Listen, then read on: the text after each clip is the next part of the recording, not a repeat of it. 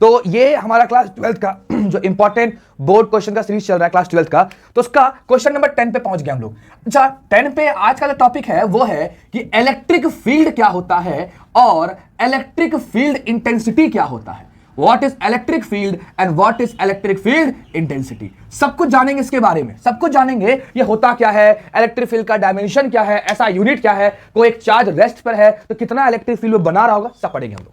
तो हम जानते हैं पहले, एक्चुअली समझते हैं हिंदी में ये क्या होता है। मान लो बच्चा तुम्हारे पास एक चार्ज है Q। अब ये अगर चार्ज है Q, जिससे हम सोर्स चार्ज बोल रहे हैं, सोर्स चार्ज का मतलब क्या होता है, तो सोर्स चार्ज का मतलब है कि जिसका मैग्नीट्यूड जो है, जिसका जो मैग्नीट्यूड है वो ज्यादा हो, जिसका मैग्नीट्यूड क्या हो, ज्यादा हो, उसे क्या बोलते हैं हम लोग, सोर्स चार्ज।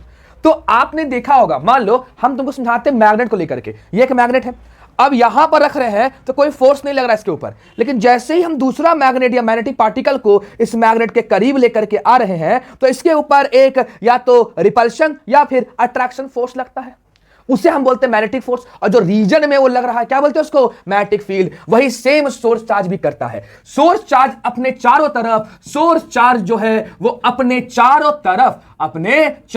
तरफ एक ऐसा फील्ड बनाता है, एक ऐसा फील्ड बनाता है जिसमें अगर कोई दूसरा चार्ज पार्टिकल, दूसरा चार्ज पार्टिकल आए, अगर कोई दूसरा चार्ज पार्टिकल आए तो उसके ऊपर एक फोर्स लगेगा। तो उसके ऊपर क्या लगेगा, उसके ऊपर एक फोर्स लगेगा। याद रहेगा चीज है ना। सोर्स चार्ज क्या करता है, अपने चारों तरफ एक फील्ड बनाता है जिसमें अगर कोई दूसरा चार्ज पार्टिकल आए तो उसके ऊपर क्या लगेगा, एक फोर्स लगेगा। अच्छा, किसके ऊपर फोर्स लगेगा, तो टेस्ट चार्ज Q नॉट को हम मान लेते हैं टेस्ट चार्ज। क्या मान लेते हैं, टेस्ट चार्ज। टेस्ट चार्ज का जो मैग्नीट्यूड है वो होगा बहुत ही लेस, वो क्या होगा, लेस होगा। सोर्स चार्ज का मैग्नीट्यूड ज्यादा है, टेस्ट चार्ज का कम है, सोर्स चार्ज फोर्स लगाएगा और टेस्ट चार्ज जो है ये फोर्स एक्सपीरियंस करेगा। आसान बात है, एक्चुअली दोनों फोर्स नेचर में सेम ही होंगे, लेकिन अगर हम देखें तो सोर्स चार्ज के द्वारा इलेक्ट्रिक फील्ड लगा रहा है और उसमें हमारा टेस्ट चार्ज आ रहा है और उसके ऊपर एक फोर्स लग रहा है। आसान बात है, सुनिएगा ध्यान से।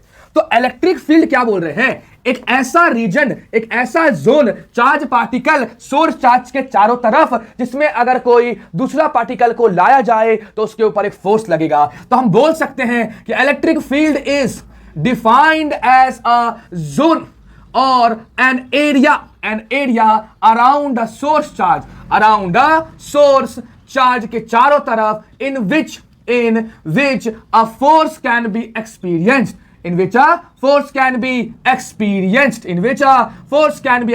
by another test charge।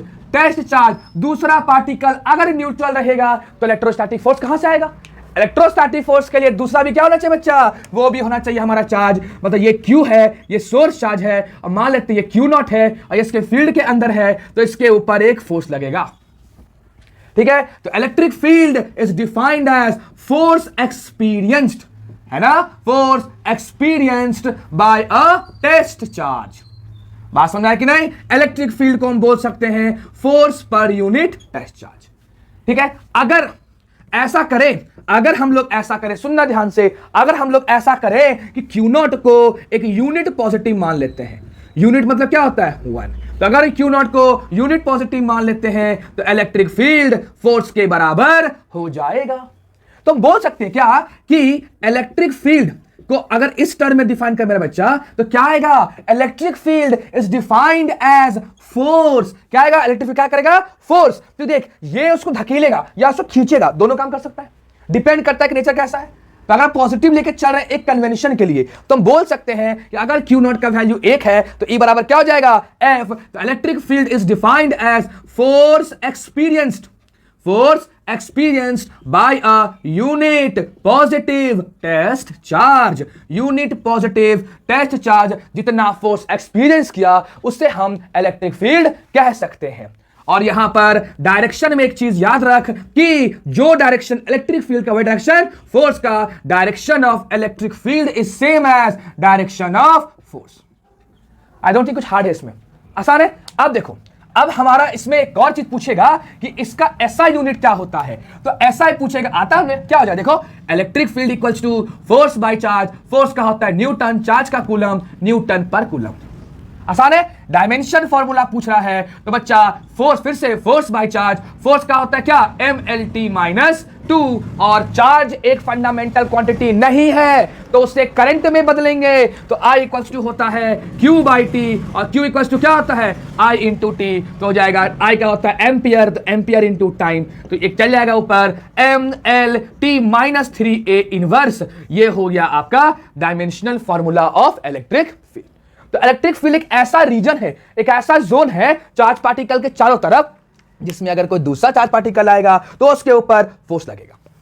अच्छा, इसका एक और पार्ट का क्वेश्चन आता है, इलेक्ट्रिक फील्ड इंटेंसिटी क्या होता है।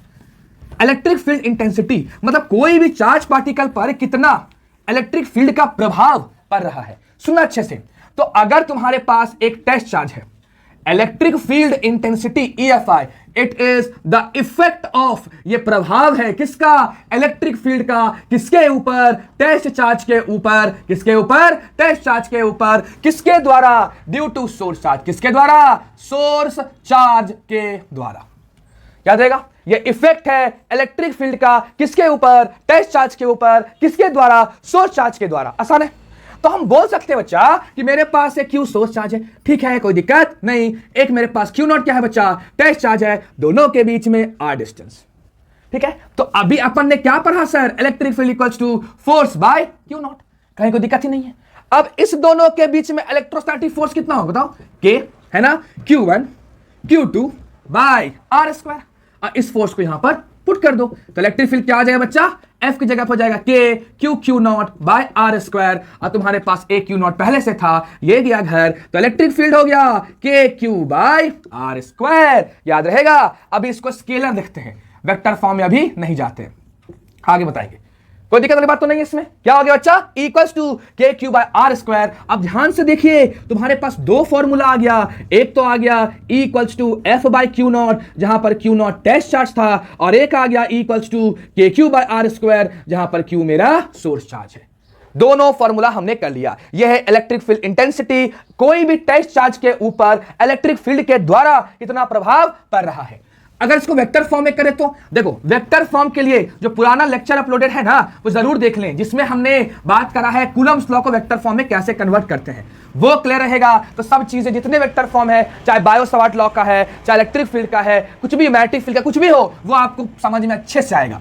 तो सुनना, अगर हम बात करें इलेक्ट्रिक फील्ड इन वेक्टर फॉर्म, किसमें, वेक्टर फॉर्म में, अरे बड़ी आसान है जी, बहुत आसान है, कुछ भी नहीं, बस समझना अच्छे से। अच्छा ध्यान दे बच्चा, E क्या होता है, KQ बाय R स्क्वायर। मान ले ये मेरे पास सोर्स चार्ज है, और ये यहां पर क्या बच्चा है, टेस्ट चार्ज है, तो ये इसके ऊपर फोर्स लगा रहा है, ये R है। तो इसकी दिशा अगर हम दे तो क्या हो जाएगा, R कैप इस तरफ जा रहा है, ऐसे ऐसे, क्या हो जाएगा, R कैप। R कैप क्या है बच्चा, तो R कैप है एक यूनिट वेक्टर जो बताता है, जो बताता है, विच टेल्स अबाउट क्या चीज, डायरेक्शन ऑफ इलेक्ट्रिक फील्ड। कोई दिक्कत वाली बात नहीं है। तो अब देखो, तो हमें पता है sir, R vector equals to R into R cap, और R कैप क्या हो जाएगा बच्चा, R वेक्टर बाय R। इसको उठा के यहां पे पुट कर दो, तो क्या हो जाएगा, electric field equals to KQ by R square, इसकी जगह पे हो जाएगा R vector by R। Into करोगे तो इलेक्ट्रिक फील्ड हो जाएगा KQ by R cube R vector, या चाहो तो आपको पता होना चाहिए सिंपल R और मॉड के अंदर R दोनों में कोई फर्क नहीं होता है बच्चा। तो E equals to KQ by R mod के अंदर लिख रहे हैं, ठीक बा, किसको लिख रहे हैं हम लोग, मॉड के अंदर लिख रहे हैं, क्यूब इंटू R वेक्टर। देखा कितना आसान है। इलेक्ट्रिक फील्ड पढ़ लिया हमने, इलेक्ट्रिक फील्ड इंटेंसिटी पढ़ लिया, और इलेक्ट्रिक फील्ड वेक्टर फॉर्म में कैसे लिखते हैं वो भी पढ़ लिया। कोई दिक्कत वाली बात नहीं है।